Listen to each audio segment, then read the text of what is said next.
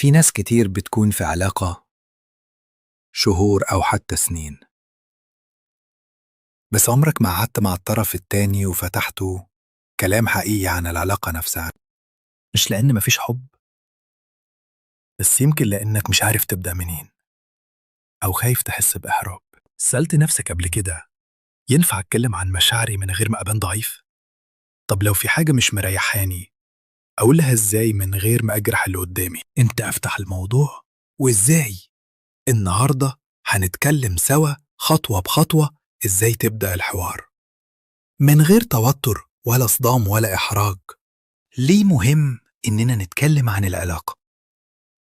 لأن العلاقات بتتغير مع الوقت، والكلام هو الوسيلة الوحيدة نعرف إن إحنا فين ورايحين على فين. لو فضلت ساكت التراكمات بتزيد، والصمت مش بيحمي، بالعكس بيبعدنا. الكلام هو اللي بيخلينا نفهم بعض أكتر، نتطور ونقرب بدل ما نبعد. أنت أبدأ، أكيد مش وقت خناقة. استنى لحظة هادية لما تكونوا لوحدكم من غير تليفونات أو دوشة، ولو لقيت لحظة ود بينكم أو وقت هادي بعد يوم لطيف دي فرصتك. جرب تقول مثلا بفكر فينا اليومين دول وحاسس إننا محتاجين نتكلم شوية عن علاقتنا. تحب نتكلم دلوقتي ولا نختار وقت تاني؟ أبدأ إزاي من غير ما أخوفها؟ ابدأ بنفسك مش باتهام. اتكلم عن مشاعرك مش عن غلطات الطرف التاني. جمل بسيطة زي حاسس إننا بقينا أقل في التواصل وده مأثر عليا، أو أنا مرتاح معاك جدا وعشان كده مهم أتكلم بصراحة.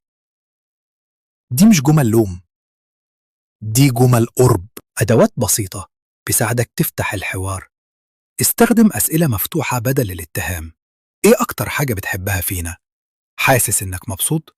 في حاجة نفسك تتغير؟ وخلي دايما اللغة فيها إحنا مش أنت. إحنا محتاجين نسمع بعض أكتر.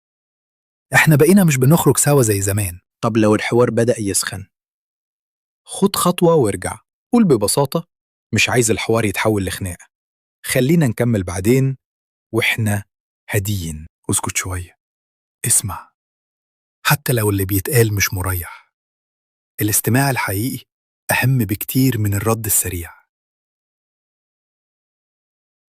كلمة السر النية الطيبة. لو داخل الحوار بنية تفهم مش تحاسب كل حاجة هتمشي أحسن. أنت مش داخل تثبت إنك صح، أنت داخل تقرب وتفهم وتحافظ على اللي بينكم. الخلاصة السكوت مش أمان، والكلام عمره ما كان ضعف. أول ما تبدأ تتكلم بصدق العلاقة بتبدأ تتنظف تتنفس وتعيش. مش لازم تكون خبير علاقات، بس لازم تكون صادق وتحاول. أنت تستاهل تكون في علاقة صحية وتستاهل حد يسمعك. ابدأ من النهاردة.